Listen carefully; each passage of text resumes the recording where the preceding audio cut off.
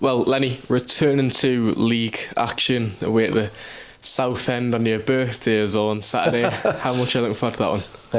Well, 3 points would be a sufficient birthday present for me. So, but obviously it'll be a tough game. Big club. They're probably one of the few clubs in this league that's got a bigger fan base than us.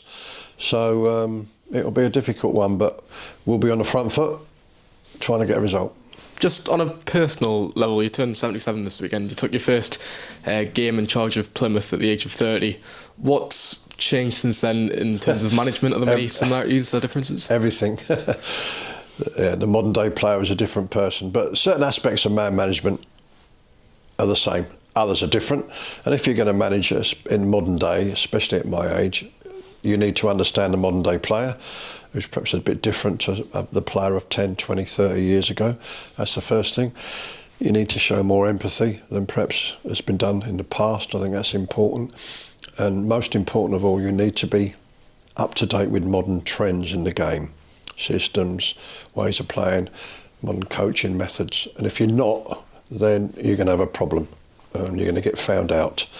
But I like to think I am. How successfully I'm doing it, we'll have to wait and see. But you're not to think you are. And if you're not, especially when you're older, you ain't going to last.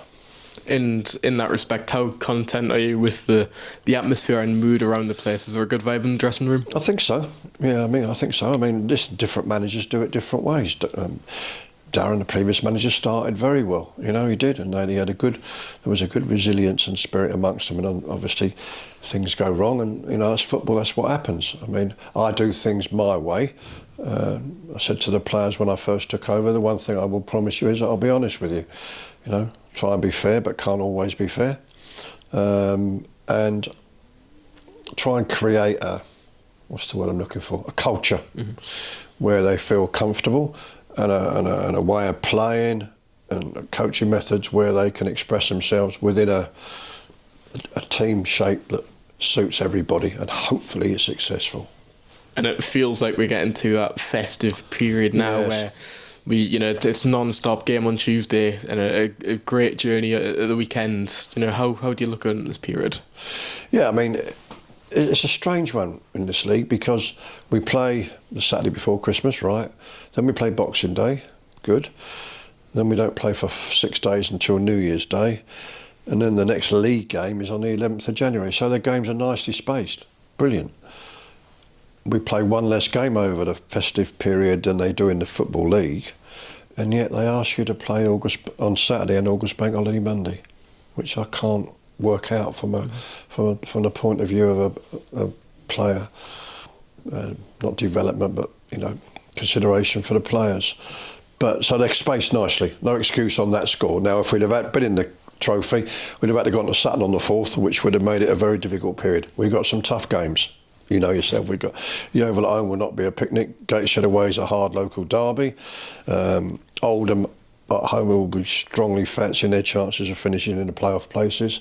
And then the next league game is Barnet away. No more needs to be said. Now, if at the end of that, we're no worse off vis-a-vis the playoffs than we are now, I should be well happy. Yeah. How was everyone coming together after the game on Tuesday? You played at a few lads who haven't had as many minutes. Is everyone looking okay?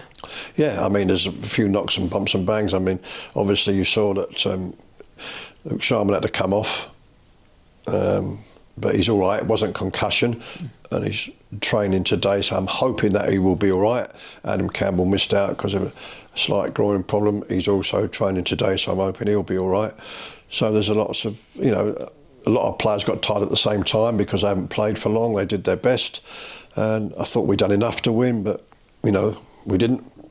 Penalties, these things happen. I've been involved in penalty shootouts where we've looked like Brazil and scored 5 out of 5, and I've been involved in other penalty shootouts where, you wonder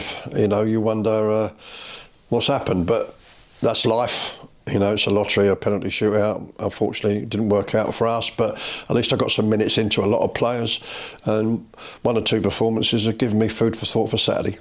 Perfect. And the rest of the squad, how's everyone looking? Greg Slugger, is he coming along nicely? Yeah, he won't make Saturday, but he's getting there. Hopefully he'll be available for next Saturday. as I say, hopefully Adam Campbell will be back and Luke Sharman will be all right.